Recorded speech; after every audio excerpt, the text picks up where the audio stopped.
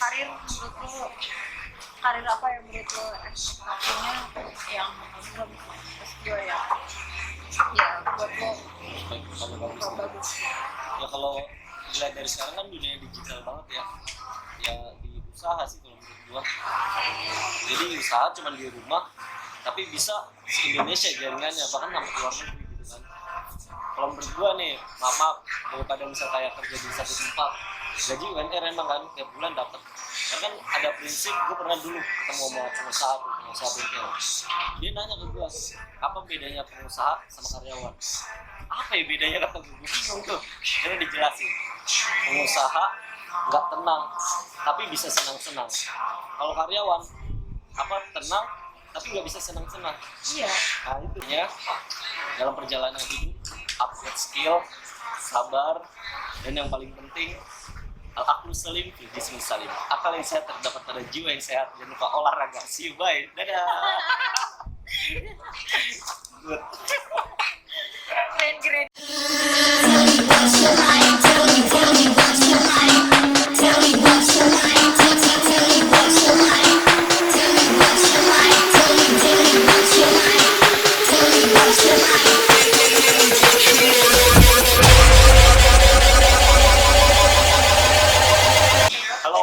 Back to my channel Kaipung sekarang bersama reporter Indonesia.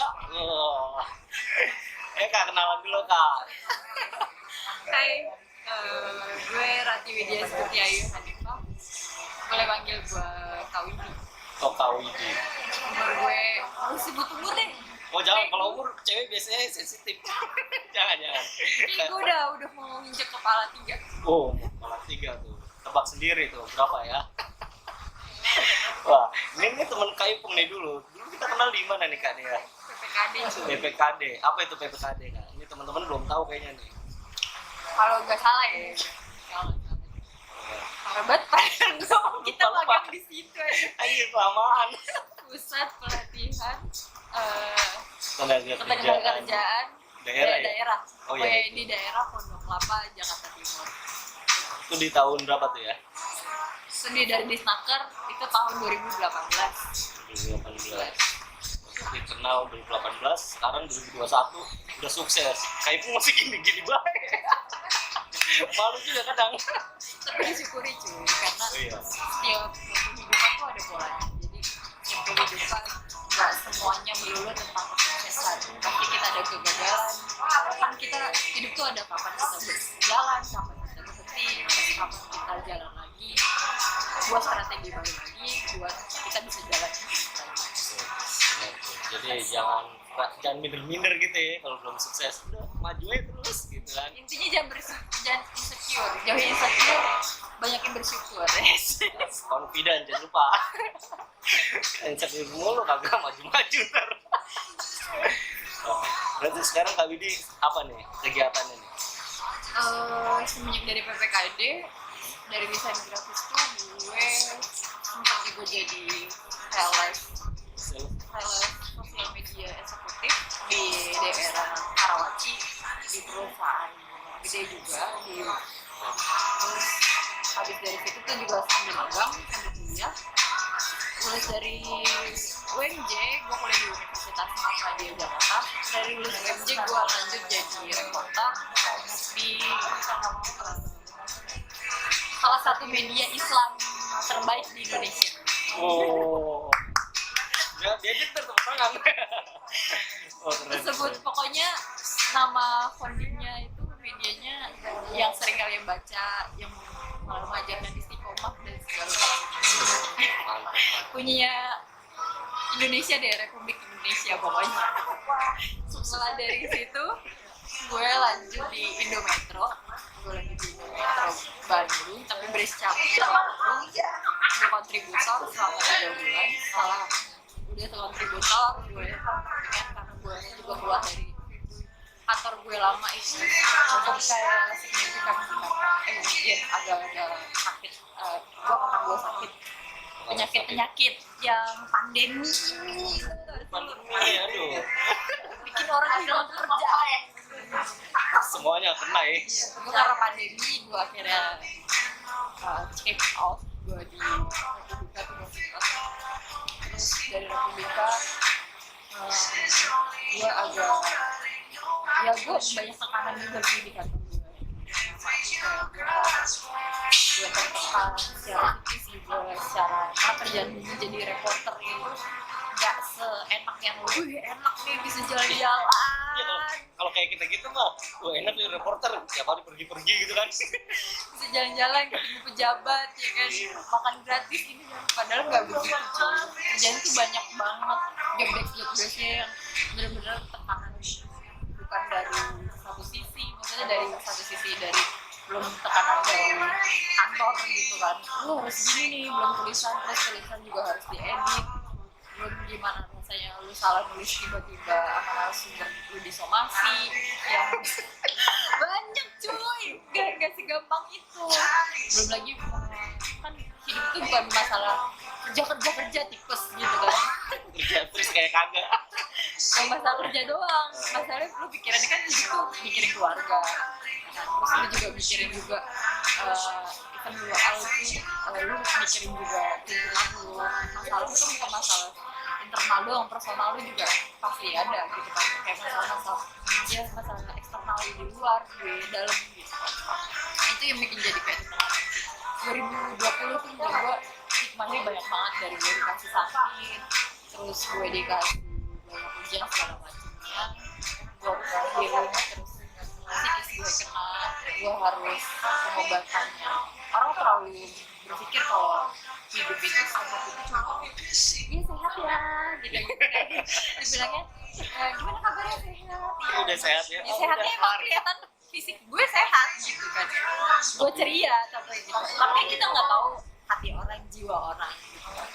Sebenarnya kesehatan tuh bukan hanya lihat dari psikis, dari fisik aja, tapi dari psikis juga. Banyak kok yang pekerja media tuh kreatif yang mereka akhirnya breakdown pas lagi pandemi ini gitu.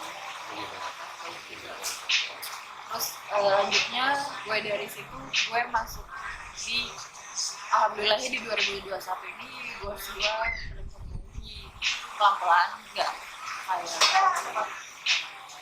ambruk banget sih emang. Gue merasa, tapi gue bukan tipe kalian itu kayak gue jatuh terus gue stuck di satu tempat gitu. Oh jadi kalau kita jatuh langsung kamu punya ide-ide baru? Iya, gue punya ide-ide baru lah pokoknya. Kayak misalnya gue pas gue kalau dari pengalaman nggak enak kayak misalnya gue habis kontrak orang kan kalau habis kontrak gue buru-buru ngelamar lagi nih, gue santai. Oh ini enjoy nih Gue santai, pengangguran gaya santai.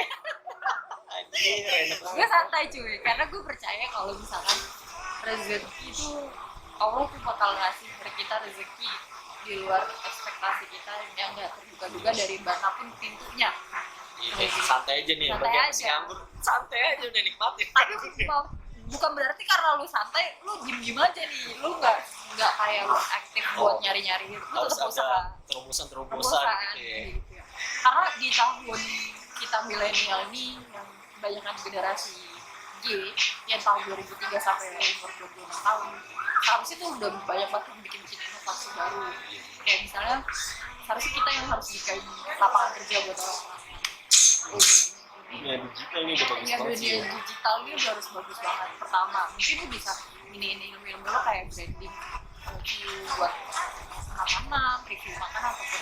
Karena gue percaya rezeki itu banyak banget kalau kasih ke gue, dan gue bikin itu someday kalaupun gue nggak kerja, gue masih ada rezeki sedikit-sedikit. Kayak misalnya gue abis di bulan ini di kontrak gue di kantor gue di perusahaan ternama Klaim banget pokoknya. di daerah Jakarta Barat, nggak usah gue sebut pokoknya. Kalau yang Oh, pertama bentar lagi berarti habis kontrak. hari ini gue habis kontrak. Hari ini. Oh, syutingnya pas habis kontrak. Tapi gue nggak takut karena gue sebelum jauh-jauh hari gue udah pending, dan gue udah pikiran kalau gue habis kontrak gue harus punya inovasi dari beberapa baru. Yang pertama misalnya gue harus buka usaha sesuai dengan bidang gue, karena gue sebelumnya juga kuliah sempat di UNJ ya, ngambil tata boga. Oh, tata boga, yang masak tuh ya berarti. Gue dari tata boga cuy bisa jadi reporter. Anjir, kayak nyambung. Kayak nyambung kan, tapi gue kenapa bisa nyambung ke dari tata boga, anjir gue dari tata boga ngapain jadi reporter, gue ngapain, banyak banget pertanyaan kayak gitu ya, asal lo tahu orang tata boga bisa jadi kemana-mana. Tapi kan asal lo ada kemauan mau belajar. Jadi intinya lu belajar tata boga, lu goreng tuh hal politik, kan lu goreng juga. Jadi gue S1 gue adalah komunikasi, ya gue S1 komunikasi, dan gue tahun ini akhirnya gue buka usaha kue. Sekarang jadi pengusaha, berarti pengusaha jalan gue ya. Udah jadi pengusaha. Enggak, gue punya mimpi gue tetap aktif di dunia jurnalistik, di media, gue tetap on cam di kamera, gitu. Terus dan gue tetap aktif di dunia kamera dan di jurnalistik, dan gue tetap bisa buka usaha di bidang makanan. Gue nggak mau ninggalin kalau kemampuan gue itu ya, menurut gue sayang kalau gue asal gitu. Udah belajar lama kan sayang kalau dipakai. Dan gue mau belajar itu terus. Dan gue pernah berpikir pas gue les sama pas gue magang sama Ipul di PPKD di Dinas Tenaga Kerjaan, gue pernah berpikir ilmu desain grafis gue gak kepake di jurnalistik. Ternyata selama di kantor gue kemarin itu kepake cuy, buat bikin gue infografis. Infografis itu adalah di jurnalistik adalah tentang berita singkat terkini yang bisa diupdate. Misalnya bikin infografis cuaca, hari ini suhunya segini, ada prediksi hujan. Nah itu gue dibikin tuh kayak banner, pamflet di Instagram post. Ternyata itu kepake. Ternyata latihan desain grafis nggak sia-sia tuh di PPKD, gratis cuy. Yang mau daftar dah. Ini bukannya ini. Bukan promosi, bukan. Promosi. Ada pengalaman nggak nih yang paling menyenangkan di bidang reporter nih selama bekerja? Kalau bekerja di bidang reporter tuh yang paling berkesan tuh lu banyak koneksi banyak orang, lu banyak belajar tentang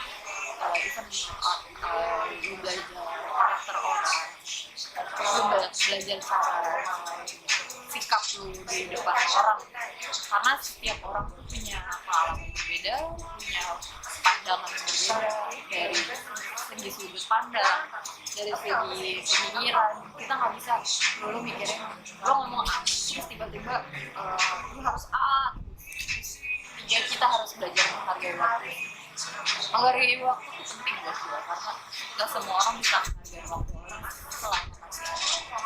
Iya, catat kawan ya. Masya Allah. Ada nggak pengalaman yang paling menyakitkan nih selama reporter, kan dia keliling pasti nanya pejabat, nanya segala macam orang. Oh ada. Itu apa tuh paling yang bisa di sharing ya, kalau yang maunya di skip aja, jangan ceritain. Dimaki-maki editor.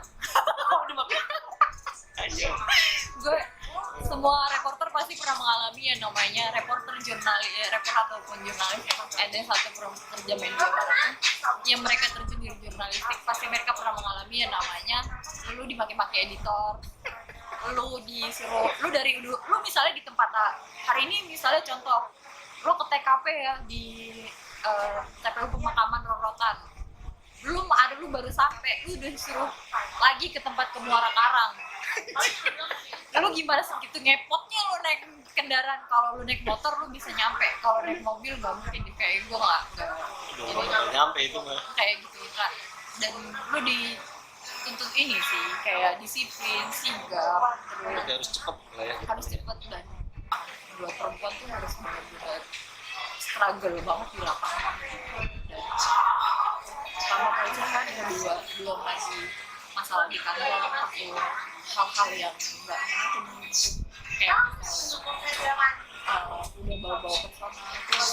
Iya sih. Kalau masalah kerja kantor itu kantor privasi.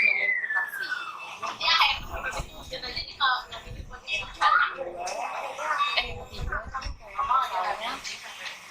nggak profesional aja gitu, kayak misalnya di jam luar kantor, lu jam berapa pun harus yang gak enaknya sih paling kayak gitu doang. Lu lagi misalnya lo lagi jalan sama istri lo, entah jalan sama keluarga lo kesehatan, tiba-tiba ada tugas dadakan buat reporting lo yang nggak bisa masuk kayak gitu mau nggak mau ya. mau nggak mau. Dan gue pernah ngalamin itu. Jadi gue lagi asik-asiknya nonton sama cowok gue, hanya bukan cowok sih, dia udah matang. Santai, aduh. Jadi dia waktu 6 bulan lalu pas gue lagi di Bali, gue lagi jalan, terus pas lagi dulu pas di depo, gue ditelepon, tolong ini cepet dikoreksi. Padahal kita jamnya aja hari ini itu emang gak enak sih pas jam-jam itu aja gitu, tapi emang udah jadi reporter tuh gak semudah yang dibayangin. Belum lagi kita hadapinnya juga sama orang-orang pejabat yang bukan kita apa gitu. Kita walaupun jurnalis itu orang selalu jurnalis Kelihatannya keren gitu ya. tapi belum tentu kayak misalnya cuti buat kehamilan, produksi, terus kesejahteraan, belum semuanya tuh menurut gue belum semua worth it sih di setiap media. Ada sih beberapa media tapi nggak semuanya gitu. Tapi gue berharap sih industri jurnalisme ke depannya jauh lebih oke deh, apalagi di Indonesia, dan orang-orang tuh nggak anti kritik gitu, harus terima dan otokritik aja gitu, sama ya dengerin aja gitu apa yang kasih masukan gitu. Sama-sama kasih masukan aja. Terlihat apa ya? Perjalanannya the best banget guys. Jadi yang mau jadi reporter nih, jadi nggak semudah itu. Harus siap siaga kapanpun, mau liburan juga harus siap. Oh ya, satu lagi, kalau pengen jadi reporter tuh bukan kita bisa nulis, bukan kita bisa nulis aja, kita juga harus bisa tata bahasa. Gue sendiri masih belajar sih tata bahasa, induksi kata, terus harus cek gue dari dulu gue suka ditekenin sama editor gue, cek lagi KBBI-nya, tapi editor gue nggak pernah binatang kaki 4 sih, nggak pernah ya Itu nggak keluar tuh. nggak pernah kasar. Cuma kayak gue paling benci kalau yang udah matang mental, belum masuk. Kalau misalkan masih bahasa baik-baik, masih profesional, oke. Induksi kata, yang kedua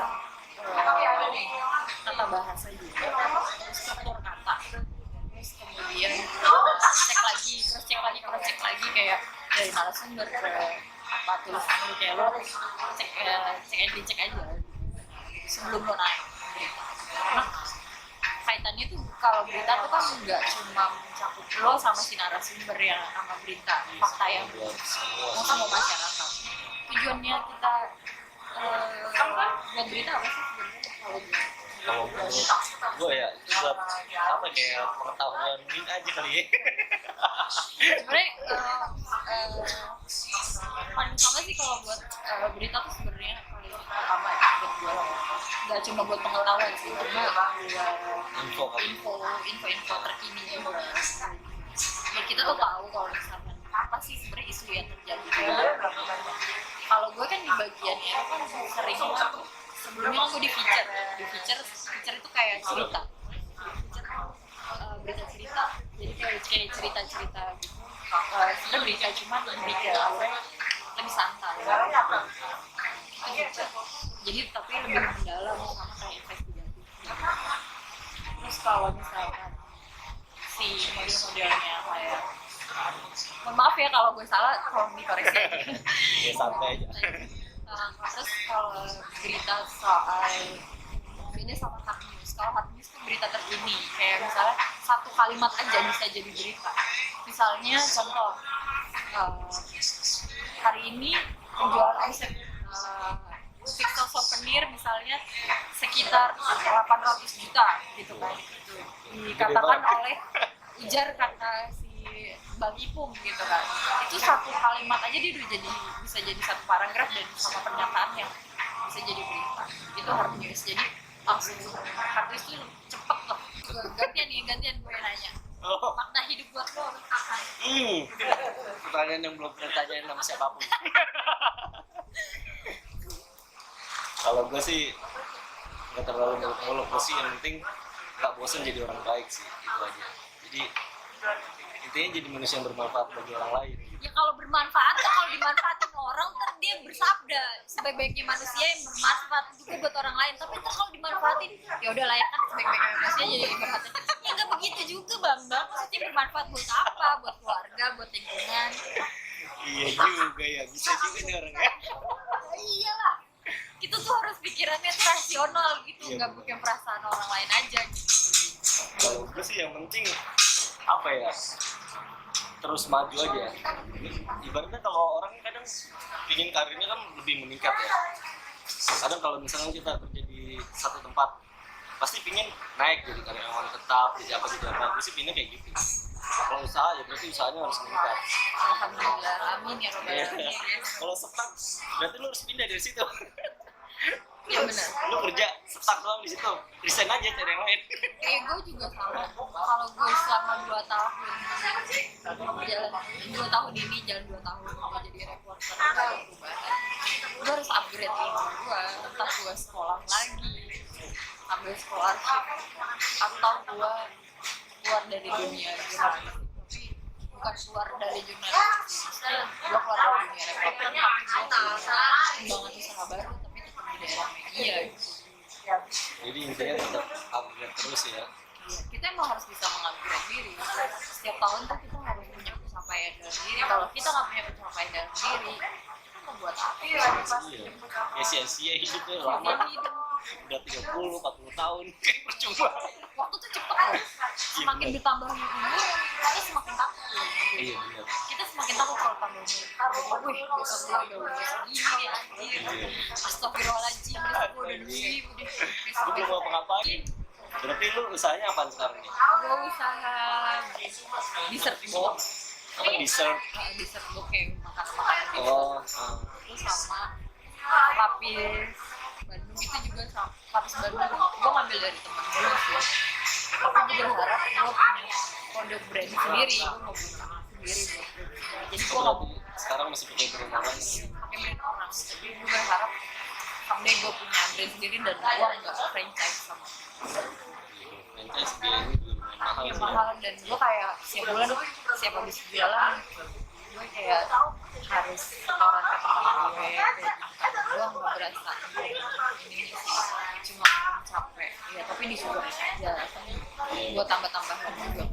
Lumayan, dijalanin aja ya. Kalian mungkin gue suatu saat nanti Bang Ipul kolaborasi punya toko kedai kopi ya kan, dia jadi fotografer kedai kopi. Siap. Iya, gue nggak tahu juga. Kayak gitu sih, gue ya berharap sih gue baik-baik aja. Tapi tahun ini tuh tahun lebih tenang daripada tahun kemarin. Apa tuh perbedaan yang paling dasarnya di apanya tuh kemarin ke sekarang? Tahun kemarin tuh gue stres banget coy. Waduh, kamu tuh kenapa? Boleh diceritain nih ke sobat Kaipung. Mungkin ini agak receh ya kan, cuma buat gue nggak receh. Gue kenal sama cowok sekitar 7 tahun, 7 tahun. jalan 8 tahun lah.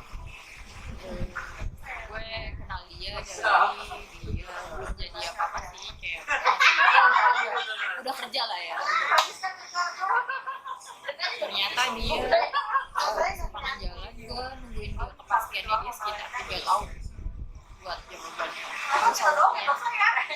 Kepastian hubungannya mau dibawa kemana? Setomboy-tomboynya gue jadi perempuan, ya kan? Ya, Gue tetap pastinya nyari punya ini loh. nyari pendamping hidup gue bilang.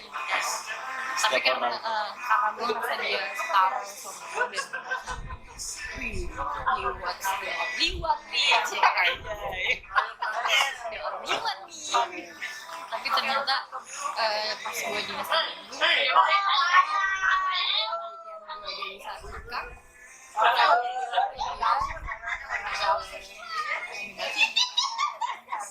Maklum, umum. ternyata dia memilih menikah dengan orang lain. Cukup sedih ya. Tapi gue belajar sih dari situ, walaupun gue kegagalan. Gue abis apa gue ditinggal. gue aja gue percaya kalau apa yang kalau Tuhan jauh lebih sesuatu dari kita berarti Tuhan punya sesuatu yang rahasia. dan punya rencana yang baik buat kita daripada yang lebih baik. Kadang tuh apa yang kita benci, apa yang kita sukai ternyata Allah nggak suka, dan apa yang kita benci ternyata itu Allah suka buat kita buat jalan. Kalau nggak percaya buka surat Al-Baqarah ayat 216. Buka kita kayak bukanya di rumah. keren nih saya punya kagak hafal. Dibuka ya, dibaca sendiri udah gede. Ya, berarti itu apa kelarnya udah ini di tahun berapa tuh? 2021. Oh baru ini? Ya, jadi di Udah sangat banget nih. bulan tapi gue ngerasa enggak, dan gue ngerasa gue nggak sekomplikated itu dan nggak setoxic relationship. Dia selalu nanya, kalau gue toxic lo apa gitu. Namanya hubungan tuh pasti ada lah kehidupan ya. Cuma kalau gue ngerasa hubungan udah nggak comfortable, udah nggak nyaman, dan udah nggak merasa lo nggak dihargain lah, gue deh sakit gitu,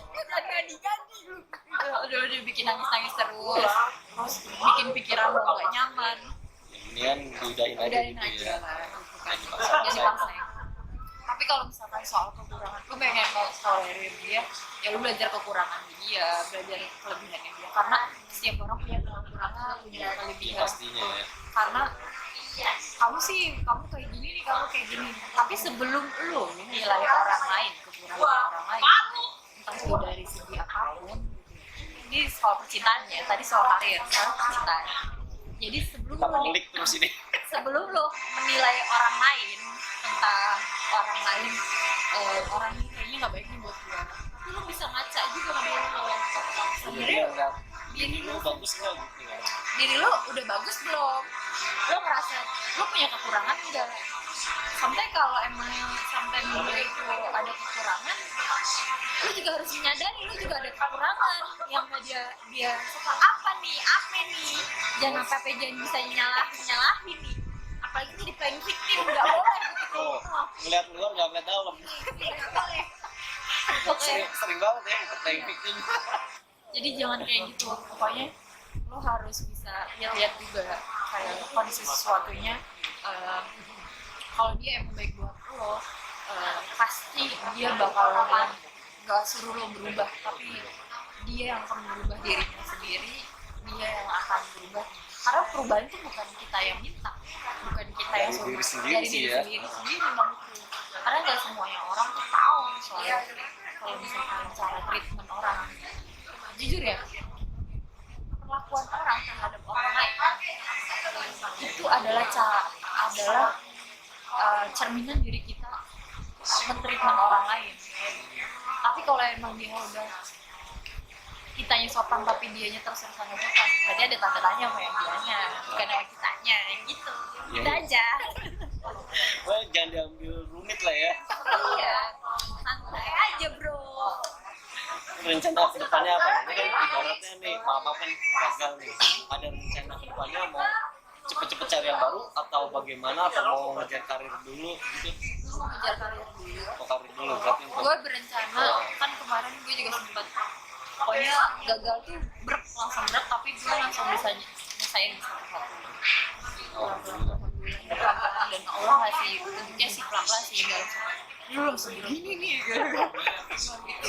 Kira siapa? Pelan-pelan coy.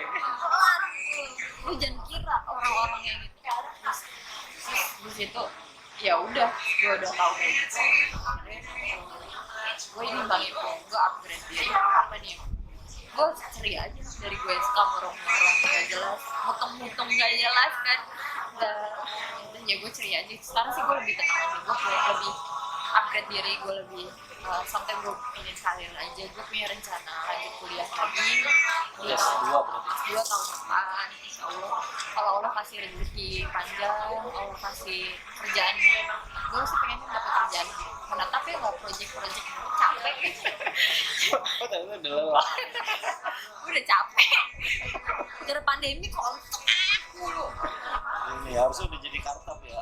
Udah capek kontrak menghitung, tapi gue bisa hidup karena gue punya sampingan lain. Berarti intinya harus berinovasi lah ya. Kita harus tetap berinovasi, kalau nggak berinovasi kita nggak hidup. Artis tak bisa di tempat. Kalau orang jangan pernah, gue jangan pernah ngerasa lo sendirian. Lo kalau udah ngerasa lo gak nyaman sendirian dan lo bukan tipe yang orang bisa cerita, lo bisa datang ke ahlinya. Lo datang ke ahlinya tuh maksud gue lo bisa ke psikiater, ke psikolog, bisa ada masukan. Bukannya lo gila ya, kadang-kadang gue tuh miris sama orang-orang gue miris sama orang-orang yang gak peduli sama isu mental health gitu, sama lingkungan, sama diri dia sendiri. Kadang kan ada yang bilang, lu kayak gitu kurang doa kali, kurang ibadah kali. Padahal tuh mau kita seibadah apapun, kalau hati kita nggak tenang, kita tuh susah. Lu misalnya lagi ibadah, tapi perasaan lu gemuruh kan, itu kan sebenarnya Allah yang kasih perasaan lu kayak gitu. Lu nggak bakal tetap tenang, makanya lu kenapa lu itu diciptain tuh psikolog sama psikiater buat lu konsultasi masalah lu, buat curhat biar lu gak sembarangan cerita dan bukan dapet judgement dari orang. Ada orang tuh kalau udah psikolog berarti gua punya penyakit jiwa gitu kan. Iya, padahal tuh enggak, banyak banget orang tuh kan kayak jadi konsultan psikologi gitu. Kan psikolog kan menangani masa isu sosial, isu masalah. Sosiolog juga sama, sosiolog lu pikir ada sosiologi buat apa? Buat teliti orang di lingkungan, struktural lingkungan kita, sosial kita.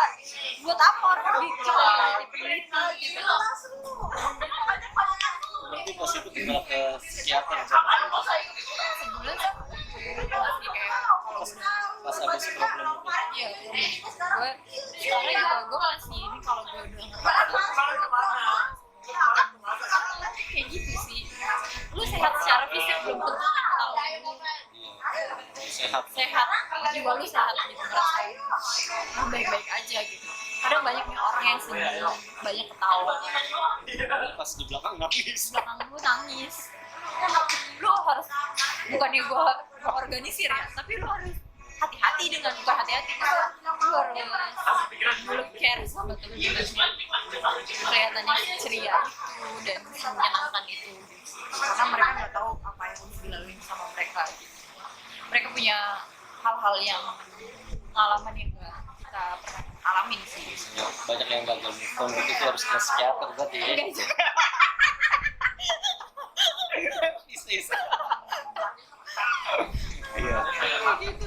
Pengalamannya dahsyat banget ini ya. Isu mental health itu penting ya guys. Jadi kalian harus penting karena tekanan kerja di selama pandemi ini juga banyak banget sorot. Kayak misalnya pandemi ini kan kita tuh kerja 8 jam kan, tapi karena pandemi ini bisa lebih dari 8 jam.